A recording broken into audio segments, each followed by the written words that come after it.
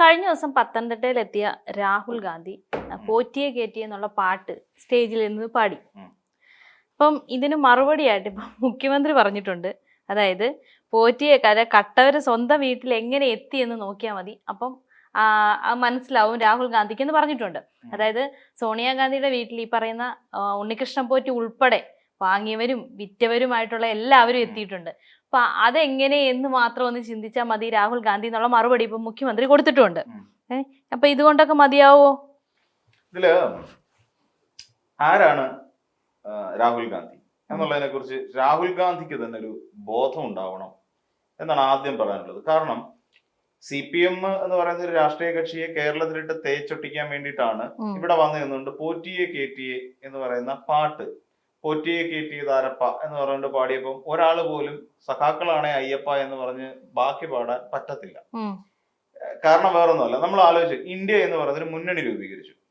India മുന്നണി രൂപീകരിക്കുമ്പോൾ എന്തിനാണ് India മുന്നണി രൂപീകരിച്ചത്? ഇവിടുത്തെ ഫാസിസ്റ്റുകൾക്കെതിരായിട്ടുള്ള, വർഗീയ ഫാസിസ്റ്റുകൾക്കെതിരായിട്ട് ഒരു ഇത് രൂപീകരിക്കുക, ഒരു മന്ത്രിസഭ രൂപീകരിക്കുക എന്നുള്ള ഉദ്ദേശത്തോടു കൂടി രാഹുൽ ഗാന്ധി നേതൃത്വം കൊടുക്കുന്ന ഒരു മുന്നണിക്ക് രൂപീകരിച്ചു. അതാണ് ഇന്ത്യ മുന്നണി എന്ന് പറയുന്നത്. അതിലെ ഏറ്റവും പ്രധാനപ്പെട്ട കക്ഷികളിൽ ഒരാളാണ് CPM എന്ന് പറയുന്ന കക്ഷി. CPM ഉണ്ട്, CPI ഉണ്ട്, തൃണമൂൽ കോൺഗ്രസ് ഉണ്ട്, BSP ഉണ്ട് തുടങ്ങിയ ഒരുപാട് രാഷ്ട്രീയ കക്ഷികൾ ചേരുന്നതാണ് ഇന്ത്യ മുന്നണി എന്ന് പറയുന്നത്.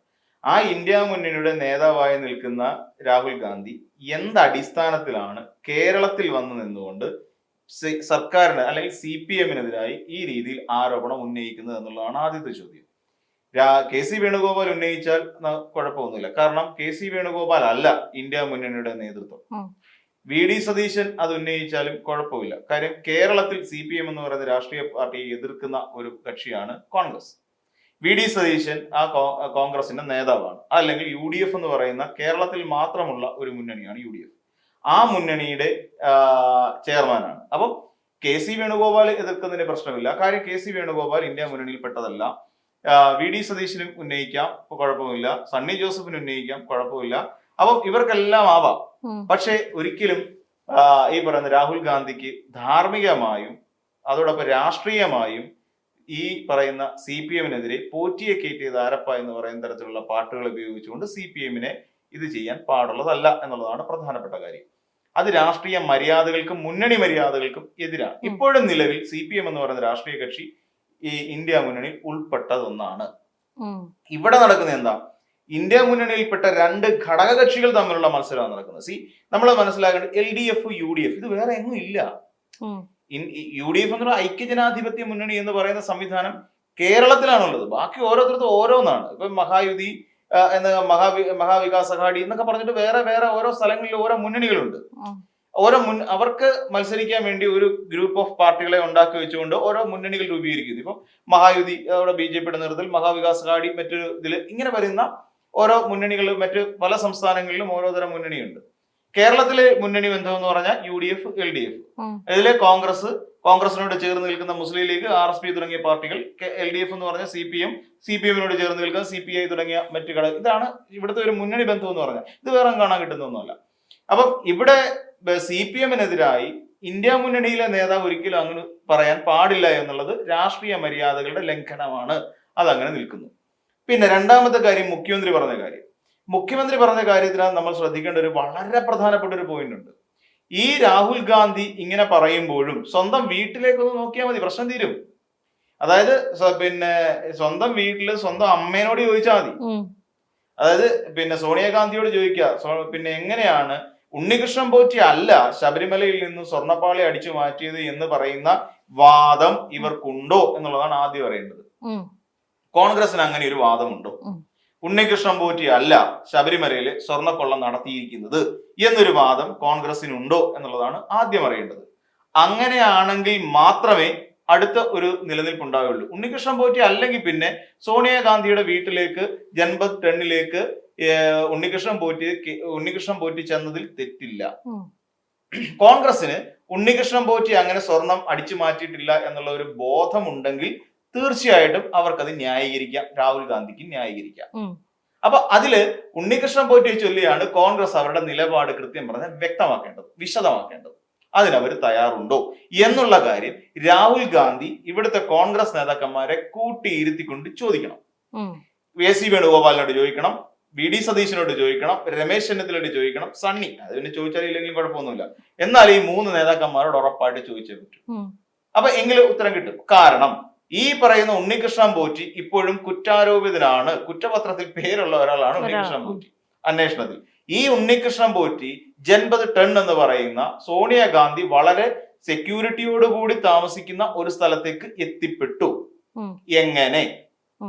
എങ്ങനെ എന്നുള്ള ചോദ്യം ആദ്യം പോയി ചോദിക്കേണ്ടത് സോണിയാഗാന്ധി എന്ന് പറയുന്ന രാഹുൽ ഗാന്ധിയുടെ അമ്മയുടെ ഒക്കെ ചെന്നിട്ട് ചോദിക്കണം, മമ്മി എങ്ങനെയാണ് ഉണ്ണികൃഷ്ണൻ പോറ്റി ഇവിടേക്ക് വന്നത്? ചോദിച്ചേ പറ്റൂ. ജനങ്ങളുടെ മുമ്പിൽ നിന്നുകൊണ്ട് ആങ്ങളെയും പെങ്ങളും തമ്മിലുള്ള വഴക്കിന്റെ കഥ പറയാൻ ഒരു ഉളുപ്പും ഉണ്ടായിരുന്നില്ലല്ലോ ഈ രാഹുൽ ഗാന്ധിക്ക്. ഒരു ഉളുപ്പും ഉണ്ടായിരുന്നില്ല വയനാട് വന്നിട്ട്. അപ്പൊ തീർച്ചയായിട്ടും ചോദിക്കാം, ഉണ്ണികൃഷ്ണൻ പോറ്റി മമ്മി എങ്ങനെയാണ് ഇവിടെ വന്നത് എന്ന് ഉറപ്പായിട്ടും ചോദിച്ചേ പറ്റൂ. ചോദിച്ചു കഴിയുമ്പോ മമ്മി ഉത്തരം പറയണം. ആ ഉത്തരം വന്നിട്ട് വേണം, ആ ഉത്തരം കേട്ടിട്ട് വന്നിട്ട് വേണം കേരളത്തിൽ വന്ന് ഇമാതിരി അലക്കലക്കാൻ. പോറ്റിയെ കയറ്റിയത് ആരപ്പ? സോണിയ ആണേ അയ്യപ്പ എന്ന് പറയേണ്ടി വരും. പോറ്റിയെ വീട്ടിൽ കയറ്റിയത് ആരാന്നുള്ള ചോദ്യം. അമ്മ സോണിയാണ്, മമ്മിയാണ് അയ്യപ്പ എന്ന് പറയേണ്ടി വരും. ആര്? പിന്നെ ഈ രാഹുൽ ഗാന്ധി അവിടെ നിന്നുണ്ട്. അപ്പം രാഹുൽ ഗാന്ധിയുടെ ആ വാദവും പൊള്ളയാണ്. അപ്പം ഇവിടെ വന്നുകൊണ്ട് രാഷ്ട്രീയമായും തെറ്റാണ്, ധാർമ്മികമായും തെറ്റാണ്. അപ്പം ഇവിടെ മറ്റൊരു കാര്യം കൂടി പരിശോധിക്കാം. എന്നാൽ ഉണ്ണികൃഷ്ണൻ പോറ്റി മാത്രമാണോ അവിടേക്ക് എത്തിയത്? എല്ലാ തരത്തിലും SITയുടെ അന്വേഷണത്തിൽ ഉണ്ണികൃഷ്ണൻ പോറ്റിക്കൊപ്പം കുറ്റക്കാരൻ എന്ന് പറയുന്ന ഗോവർദ്ധൻ എന്ന് പറയുന്ന ബെല്ലാരിയിലെ റോത്തൻ ജുവലറിയുടെ ഉടമയും ഈ പറയുന്ന സോണിയാഗാന്ധിയുടെ ഔദ്യോഗിക വസതിയിലുണ്ട്. നമുക്കറിയാമല്ലോ, ഇപ്പം രാഹുൽ ഗാന്ധിക്ക് ഇപ്പൊ SPG, അതായത് നമ്മള് സൈക്കിൾ ഔട്ടുന്ന കൂട്ടത്തിൽ SPGക്കാർ പിന്നാലെ ഓടും നമ്മൾ കണ്ടു. നല്ല കോമഡി ഷോ ആണ്. അപ്പം ഈ SPG എന്തിനു വേണ്ടിയാണ്? പുള്ളി ലോക്സഭ പ്രതിപക്ഷ നേതാവ്, ക്യാബിനറ്റ് റാങ്കിൽ ഇരിക്കുന്ന ഒരു ഉദ്യോഗസ്ഥന അല്ലെങ്കിൽ ഒരു ജനനേതാവാണെന്ന് രാഹുൽ ഗാന്ധി. ഈ പൊട്ടത്തരം കാണിച്ചു നടക്കുന്നെങ്കിലും രാഹുൽ ഗാന്ധിക്ക് അതിന്റെ വില അറിയത്തില്ല. ക്യാബിനറ്റ് റാങ്ക് ആണ്, കേന്ദ്ര മന്ത്രിക്ക് സമാനനായ വ്യക്തിയാണ് പിന്നെ രാഹുൽ ഗാന്ധി. അതുകൊണ്ടാണ് SPG പ്രൊട്ടക്ഷൻ ഉണ്ട്. അതുകൊണ്ടാണ് ആ പിന്നാലെ കറുത്തുടുപ്പിട്ടുണ്ടാവുന്നവരെ ഓടുന്നതിന് കാര്യം സൈക്കിൾ വെട്ടിയൊക്കെ പോയാലും. ഇതിൽ നമ്മൾ കാണേണ്ട കുറെ കാര്യമുണ്ട്. നമ്മൾ പറഞ്ഞില്ല രാഹുൽ ഗാന്ധി എത്ര ഡൗൺ ടു എർത്ത് മനുഷ്യനാണ്. അവിടെ ചെന്ന് ചായക്കട കയറി പരിപ്പട തിന്നുക, ഇതൊക്കെ ആകസ്മികമല്ല, ഇതെല്ലാം സ്ക്രിപ്റ്റഡ് ആണ്. ഇപ്പൊ രാഹുൽ ഗാന്ധിയെ സംബന്ധിച്ചിടത്തോളം പെട്ടെന്ന് നമ്മളൊക്കെ ചെന്നിട്ട് ചായക്കട കയറി എന്നിട്ട് ആഹാരം കഴിക്കുന്ന പോലെ ചാടിക്കറി കഴിച്ച് ബില്ല് കൊടുത്തിട്ട് പോരാൻ പറ്റില്ല രാഹുൽ ഗാന്ധിക്ക്. ഈ രാഹുൽ ഗാന്ധി അവിടെ നമ്മൾ മനസ്സിലാക്കേണ്ട, നമുക്കെല്ലാവരും തെറ്റിദ്ധാരണ ഏതാണ്? രാഹുൽ ഗാന്ധി ഇപ്പൊ ഒരു കടയിലേക്ക് ഓടി കയറുകയാണെങ്കിൽ അതിന് മുൻപ് ആ കട ഏതാണെന്ന് സ്പെസിഫൈ ചെയ്ത് വെക്കണം, ഐഡന്റിഫൈ ചെയ്ത് വെക്കണം. എന്നിട്ട് ആ കടയിൽ പോയിട്ട് അവിടുത്തെ ഭക്ഷണത്തിന്റെ രാഹുൽ ഗാന്ധി ഏതാണ് എടുക്കാൻ സാധ്യതയുള്ളത് എന്ന് രാഹുൽ ഗാന്ധിയോട് ചോദിച്ച് മനസ്സിലാക്കണം. രാഹുൽ ഗാന്ധി പറയാം ഞാൻ അവിടെ പോയിട്ട് പരിപ്പോടയാണ് എടുക്കുന്നത്. രാഹുൽ ഗാന്ധി SPGയോട് പറയണം. ഈ SPG അവിടെ ചെന്നിട്ട് അവിടുത്തെ പരിപ്പോട ടേസ്റ്റ് ചെയ്ത് നോക്കും. അതിൽ വിഷാംശം വല്ലതും ഉണ്ടോ, വേറെ എന്തെങ്കിലും പ്രശ്നമുണ്ടോ, ഈ കാര്യം SPG അവിടെ ചെന്നിട്ട് പിന്നെ ടെസ്റ്റ് ചെയ്തിട്ട് അതിനകത്ത് കുഴപ്പമൊന്നുമില്ല എന്ന് ഉറപ്പുണ്ടെങ്കിൽ ഇവിടെ വന്ന് രാഹുൽ ഗാന്ധിയോട് പറയും. എന്നിട്ട് ഈ രാഹുൽ ഗാന്ധി ഇങ്ങനെ സൈക്കിൾ വെട്ടി പോകുന്ന കൂട്ടത്തിൽ അതോ ഒരു കട കാണുന്നു, നേരെ അങ്ങോട്ടില്ലേ പിന്നെ കൊച്ചു പിള്ളേരെ കാർട്ടൂൺ കാണുമ്പോൾ ഇങ്ങനെ ഓരോ ഡയലോഗ് ഇടത്തില്ലേ, നമ്മൾ ഉത്സവപ്പറമ്പിൽ കൊണ്ടുപോകുമ്പോൾ പിള്ളേർ കാണിക്കുന്ന പോലെ ദോണ്ടൊരു കട എന്ന് പറഞ്ഞിട്ട് നേരെ എന്ത് ചെയ്യും, ഈ സൈക്കിൾ വെട്ടി നേരെ രാഹുൽ ഗാന്ധി അവിടേക്ക് ചെല്ലും. ഇപ്പൊ രാഹുൽ ഗാന്ധി വന്നു എന്ന് പറഞ്ഞിട്ട് മറ്റേ ഇല്ല മാമൻ അറിയാം രാഹുൽ ഗാന്ധി വരും എന്നുള്ള കാര്യം. മാമൻ തോർത്തെടുത്തിട്ട് ഇതെല്ലാം തുടച്ചിട്ട് കൊടുക്കും. രാഹുൽ ഗാന്ധി അവിടെ കയറിയിരിക്കുന്നു. രാഹുൽ ഗാന്ധി അവിടെ ചെന്നിട്ട് പരിപ്പോടാ, എന്താ സ്ക്രിപ്റ്റഡാ, അവിടെ ചെന്നിട്ട് പരിപ്പോടാ അന്നേരം ഒരു വലിയ പാത്രത്തിനകത്ത്, ആ പാത്രത്തിന്റെ ഒക്കെ നേരത്തെ ഫുൾ സെറ്റ് ചെയ്ത് വെച്ചിട്ട് ഈ സാധനം അതുകൊണ്ട് കൊടുക്കുന്നു. രാഹുൽ ഗാന്ധി കഴിക്കുന്നു, ചായ കുടിക്കുന്നു, പോരുന്നു. സ്വാഭാവികമായിട്ട് ഇത് കാണുന്ന ആൾക്കാർ വിചാരിക്കുന്നത് എന്താ, രാഹുൽ ഗാന്ധി എത്ര സാധാരണക്കാരനാണ്, സാധാരണക്കാരൻ നയിക്കുന്ന ഒരു ചായക്കട കയറി ചായ കുടിച്ചിട്ട് പോകുന്നു. സംഭവം ക്ലിയർ ആണ്. അവിടെ അദ്ദേഹത്തിന് കിട്ടുന്ന പരിഗണനയും അദ്ദേഹത്തിന് കിട്ടുന്ന ചായ പോലും VIP ചായയാണ്. എന്നുവെച്ചാൽ വിരലിട്ട് പിടിച്ച ചായ എന്നല്ല, VIP ആണ്, വെരി ഇമ്പോർട്ടന്റ് പേഴ്സണ് കൊടുക്കുന്ന ഒരു ചായ തന്നെയാണത്. അപ്പൊ ഇങ്ങനെ തുടങ്ങി ഒരുപാട് കാര്യങ്ങളിൽ അത്രത്തോളം ഇമ്പോർട്ടൻസ് ഉള്ള രാഹുൽ ഗാന്ധിയും അമ്മ ആയിരിക്കുന്ന സോണിയാഗാന്ധിയും താമസിക്കുന്ന വീട്ടിനുള്ളിലേക്ക് 2 കള്ളന്മാരെത്തുന്നു. ഈ പറഞ്ഞ പിന്നെ അവിടേക്ക് ഇവരുടെ പിന്നെ രാഹുൽ ഗാന്ധിയുടെ പിന്നെ പാർട്ടിയിൽപ്പെട്ട 2 MP കൂടെ പോകുന്നു. ഇതൊക്കെ ആദ്യം ചോദ്യം ചെയ്യണമെന്നേ രാഹുൽ ഗാന്ധി വന്ന് പ്രസംഗിക്കുമ്പോൾ. അതാ ഈ പറയുന്ന MP ജില്ലയാണ് പത്തനംതിട്ട. അവിടെ നിന്നിട്ടാണ് ഈ പാട്ട് പാടിയത്. ഈ 2 പൊട്ടന്മാരും കൂടെ നിൽപ്പുണ്ടെന്നേ, ഈ 2 MP കൂടെ നിൽക്കുന്നു. അതായത് അവിടെ പോയ പിന്നെ എന്താ പറയാ ആന്റോ ആന്റണി ഒപ്പം ഉണ്ട്, പിന്നെ നമ്മുടെ അടൂർ പ്രകാശും ഉണ്ട്. അപ്പൊ ഇവർ 2 പേരും അവിടെ നിൽക്കുകയാണ്. അവരെ 2 പേരെ സാക്ഷിയാക്കിക്കൊണ്ടാണ് പോറ്റിയെ കയറ്റിയത് ആരപ്പ എന്ന് പറഞ്ഞിട്ട് അവിടെ നിന്നിട്ട് പാട്ട് പാടുന്നത്. നാണം ഉണ്ടോ സത്യം പറഞ്ഞ? ഒരു ദേശീയ നേതാവ്, ക്യാബിനറ്റ് റാങ്കിലുള്ള ദേശീയ നേതാവ്, പുള്ളി വിചാരിച്ചേക്കുന്ന നരേന്ദ്രമോദിയെ കണ്ടിട്ട് അവിടെ പോയി കെട്ടിപ്പിടിക്കുകയും ഉമ്മ വെക്കുകയും കണ്ണിറുക്കി കാണിക്കുകയും ചെയ്യുന്ന പോലെ രാഷ്ട്രീയത്തിൽ എന്തും വിളിച്ച് പറയാം. രാഷ്ട്രീയത്തിലെ പൊതുവേദിയിൽ നിന്ന് നിന്നും വിളിച്ച് പറയാമെന്ന് പറയുന്ന ധാരണ തെറ്റാണ്. ഉം. വസ്തുതാപരമായി ചിന്തിക്കുക. അല്ലാന്നുണ്ടെങ്കിൽ രാഹുൽ ഗാന്ധി വ്യക്തമായി പറയണം, ഞങ്ങള് അല്ല. ഉം. അതായത് എന്റെ അമ്മയോട് ചോദിച്ചു നോക്കട്ടെ, അല്ല, അമ്മയോട് ചോദിച്ചു നോക്കി അമ്മ പറഞ്ഞു എന്ന് പറയാം. അല്ല, മമ്മി പറഞ്ഞിട്ടുണ്ട്, പിന്നെ ഉണ്ണികൃഷ്ണൻ പോറ്റി ഇതിനകത്ത് തെറ്റുകാരനല്ല എന്ന് മമ്മി പറയുന്നത് പറയട്ടെ. പിന്നെ വേറൊരു കാര്യമുണ്ട്, ഇനിയിപ്പം ഈ സാധനം കടൽ കടന്ന് ഇറ്റലിയിലേക്ക് പോയോ എന്നുള്ള കാര്യവും നമുക്കറിയില്ല.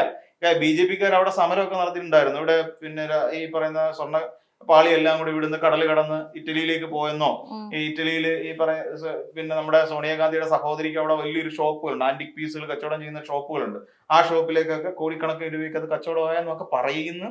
ചിലരൊക്കെ പറഞ്ഞുകൊണ്ടേയിരിക്കുന്നു. അതിന്റെ പേര് ഈ സമരം നടത്തുന്നുണ്ട്. ഇതെല്ലാം സംഭവിച്ചുകൊണ്ടിരിക്കുന്ന കാര്യം ഡൽഹിയിൽ ബേസ് ചെയ്തിട്ട്. ഇപ്പൊ നമ്മുടെ അടുത്തുള്ള കുറച്ച് കുട്ടികളൊക്കെ ഈ സമരത്തിൽ പങ്കെടുത്തിട്ടുണ്ട്, BJP-യിലെ കുട്ടികളൊക്കെ. അവരൊക്കെ സമരത്തിനായിട്ട് പോവുകയൊക്കെ ചെയ്തു. അപ്പൊ അവർ ഉയർത്തിക്കൊണ്ടിരിക്കുന്ന ഒരു വാദം അങ്ങനെ തന്നെയാണ്.